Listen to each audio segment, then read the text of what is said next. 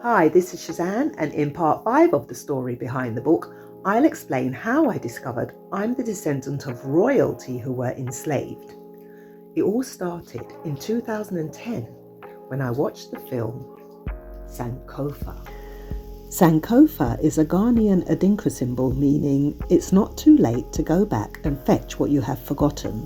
It tells the story of a young African-American woman who, while on a photo shoot where her ancestors had been held captive, is transported back in time and becomes her ancestor, reliving all the trauma. She had forgotten who she was and had a rude awakening. The filmmaker said it's not a film about slavery, but it traumatized me. And for the first time in my life, I identified as the descendant of an enslaved African. I self-diagnosed as suffering from post-traumatic slave syndrome. I had all the symptoms and I could also see it in my community. The film Sankofa triggered something in me which made me cry out, what can I do to help my people heal? The following morning, and yes, I was mourning for my ancestors, I went straight to my home computer and recorded We Belong Together without even writing it first. It's not a soppy love song, it's about helping each other to heal so we can form strong bonds, build healthy relationships which lead to happy families, because families are the core of a community. Year 2 of the story was partly inspired by a year-long Black History course I did with the author of When We Ruled, Robin Walker. That's where I learnt about our rich history before slavery, which inspired my painting, My King, and my poem, Ode to My King Part 1, written in the style of ancient Egyptian poetry. There's a strong king-queen theme running through the story, like when they were making love and Cezanne asked Charles, "Who am I?"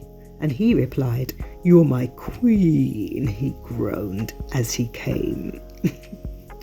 Them ancestors give me jokes sometimes, and I just go with the flow when I'm channeling. And if you like that little joke, listen to the audiobooks narrated by me on my Patreon. Just become a free member to unlock the collection. Now, in part 2 of this series, I shared how my DNA was activated by a mummy in the British Museum. And then I started channeling the first edition, which ended at year 11. Through the story, my ancestors took me on a journey through my ancestry. In year 2, there's a true historical account of what happened when the British colonisers visited Ghana in the 1800s and saw the Ashanti King's palace. They described it as resembling buildings in ancient Kemet, now called Egypt. So what do you think they did? When the colonisers arrived in Africa, they were shocked to see the high status African women held in their community. They observed that she was the core of the family and the family was the core of the community. In order to break down the whole community, they plotted to break down the psyche of the African woman. They must have thought how easy it was to infiltrate the villages. We welcomed them with open arms, allowed them to be around our children. We taught them our customs, not realizing they were plotting the whole time against us. I know you're probably thinking, how could they have been so naive? But tell me, what's changed? Their own women had already been subjugated, forced into straitjackets disguised as high fashion, based on the shape of the black woman. But through the story, my ancestors took me on a journey through my lineage, because I didn't know how I was channeling stuff from ancient Kemet. Both my parents are from Jamaica.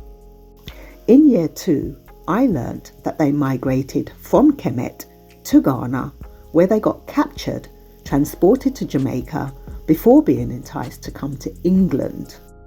Wow, what a fall from grace. Not only had my inheritance been stolen, I'd been made to forget who I am and where I came from. I was stripped of my name, heritage and lineage and forced to identify as the descendant of an enslaved African and to accept a new identity in Christ.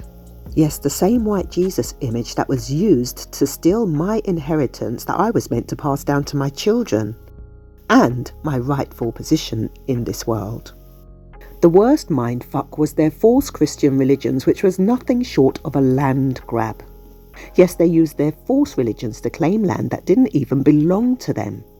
I already debunked the Jesus character in part 4, and now I remember who I am. I'm reclaiming everything that was stolen from me. My wealth, prime land, gold, African artifacts, including the mummy that activated me. Yes, I want my mummy.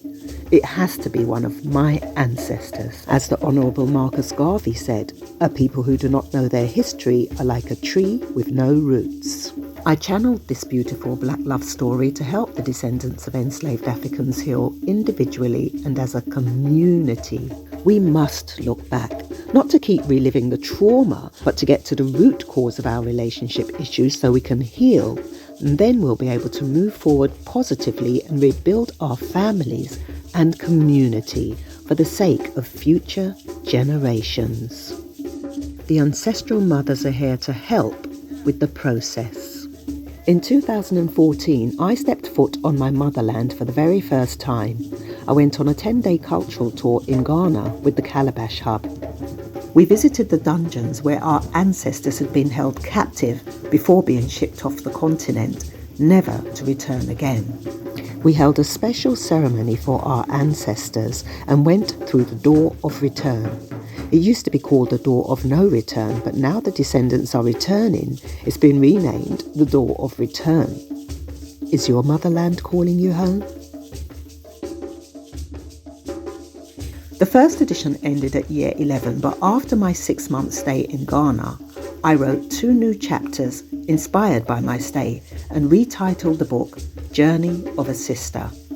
My fictional character, Queen Leticia, did a video titled We Belong Together about how the black woman was left unprotected.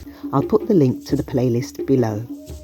Indeed, if trauma can be passed down through our DNA, then so can our healing. And as the Ancestral Mothers said, we cannot heal in the same place that made us sick. It's time to start making plans to return to our motherland, whether you're in England, the Caribbean, or America. This call out isn't for everyone, but if it resonates with you, join me in claiming our reparations so we can repatriate to our motherland, build villages so we can rebuild our families and community for the sake of future generations. When I started working with plant medicines, magic mushrooms told me I'm the descendant of royalty, and ayahuasca told me I'm a true queen. Details are in my ebook, Pimp, Plant Medicine Pusher. Could it be that they know who the true queens are by our bloodlines? Could it be that they knew we'd begin to wake up and remember who we are, so put covert operations in place to try and prevent us from claiming our stolen inheritance? Well, it's now time for them to pay us our reparations so we can return to our motherland in peace. Yes, I took another blow after writing my letters to the Church of England, but I'm back on my feet, ready to carry on the battle. So if you identify as the descendant of an enslaved African or the descendant of royalty who were enslaved, and you have a warrior spirit, join my tribe and fight for justice for our ancestors, justice for ourselves, and justice for our children and future generations. Go to my Claim Your Reparations Now collection on my Patreon and join the Loveolution. Simply become a free member or monthly subscriber to access the collection.